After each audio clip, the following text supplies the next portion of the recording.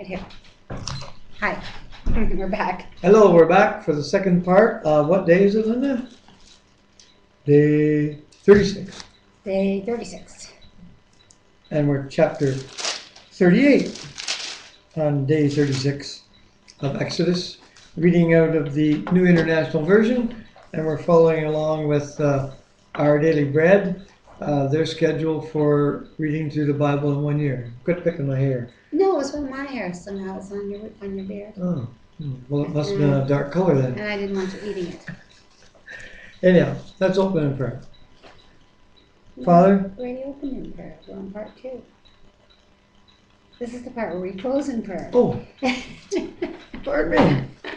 We got a lot to read. Good thing I got a good wife looking after me. We had company, and they were here for like 3 hours. They came at like, what was it, 7? It's now 10:30.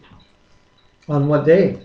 I'm not telling you. Is it morning Noon? or evening? I don't know.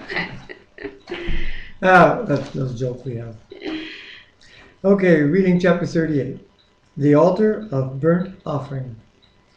They built the altar of burnt offering of acacia wood, 3 cubits high. It was square, 5 cubits long, and 5 cubits wide. They made a horn at each of the 4 corners, so that the horns and the altar were of one piece, and they overlaid the altar with bronze. They made all its utensils of bronze, its pots, shovels, sprinkling bowls, meat forks, and fire pans.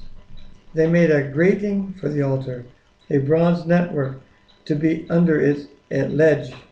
Halfway up the altar, they cast bronze rings to hold the poles for the 4 corners of the bronze grating. They made the poles of acacia wood and overlaid them with bronze. They inserted the poles into the rings so they would be on the sides of the altar for carrying it. They made it hollow out of boards, basin for washing. Then verse 8. They made a bronze basin and its bronze stand from the mirrors of the women who served at the entrance to the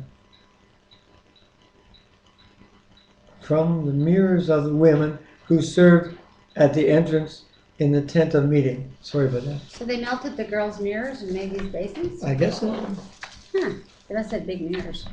It's called the courtyard now, and it's verse 9.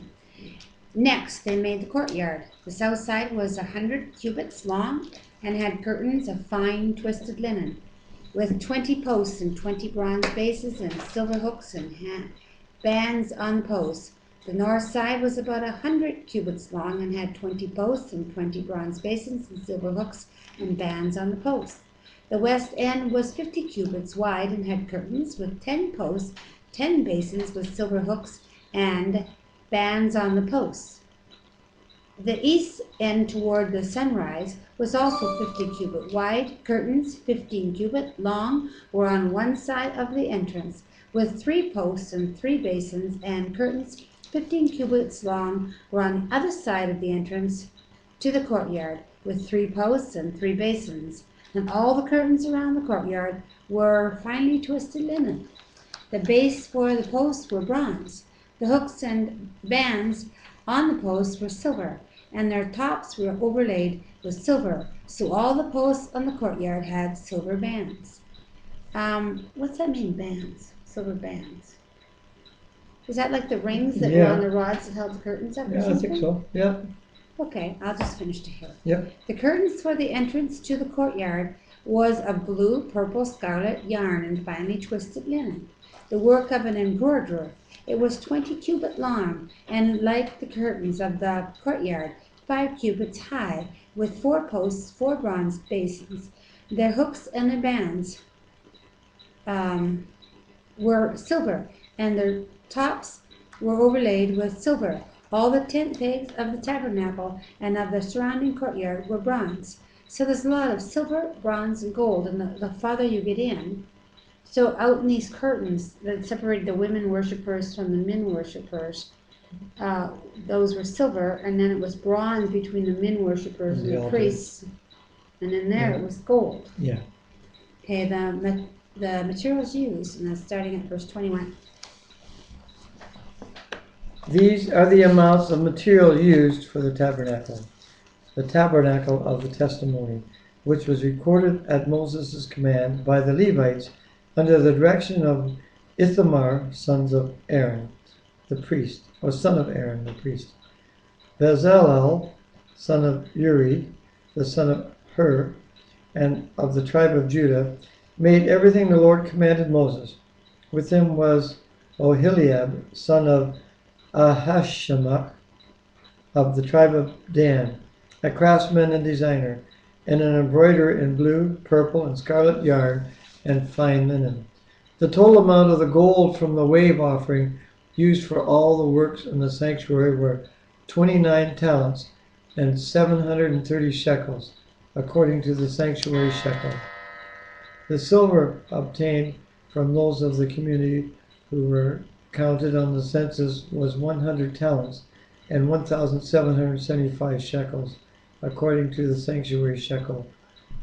1 bekah per person, that is half a shekel, according to the sanctuary shekel, from everyone who had crossed over to those counted 20 years older or more, a total of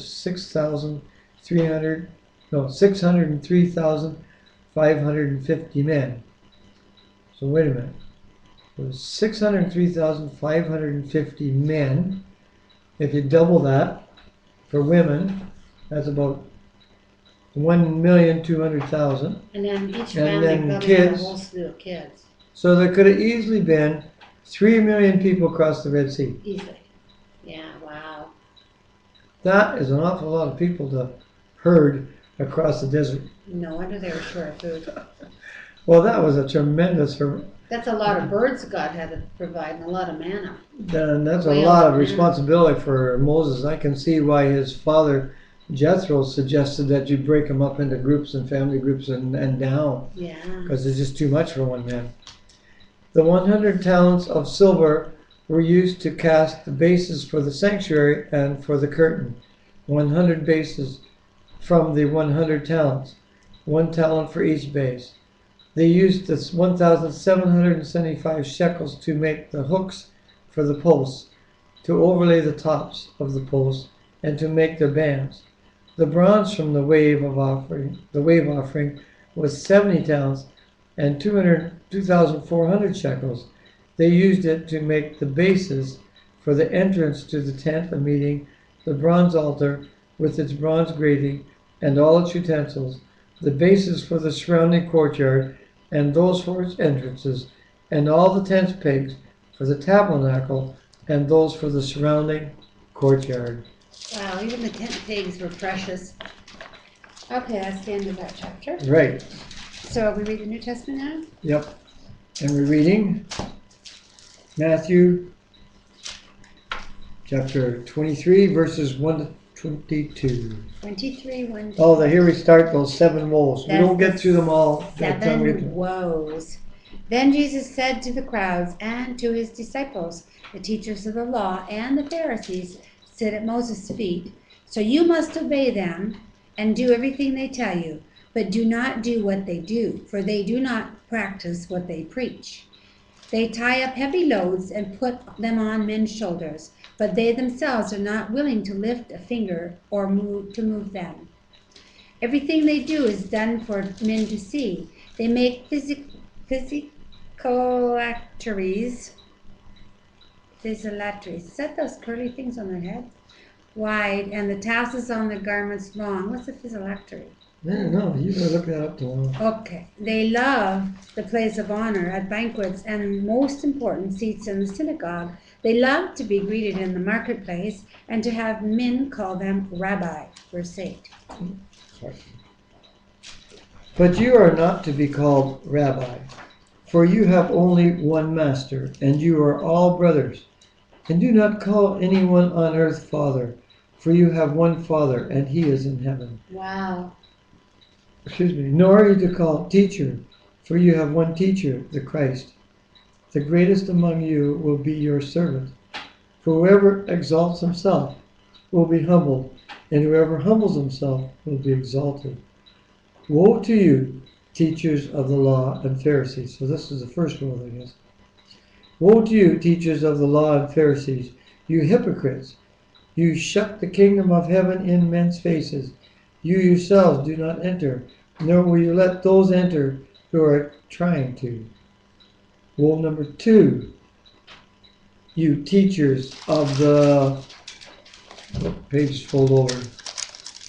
Law and Pharisees, you hypocrites. You travel over land and sea to win a single convert, and when he becomes one, you make him twice as much a son of hell as you are. Wow. Number 3. Woe to you, blind guides! You say, if anyone swears by the temple, it means nothing. But if anyone swears by the gold of the temple, he is bound by his oath. You blind fools!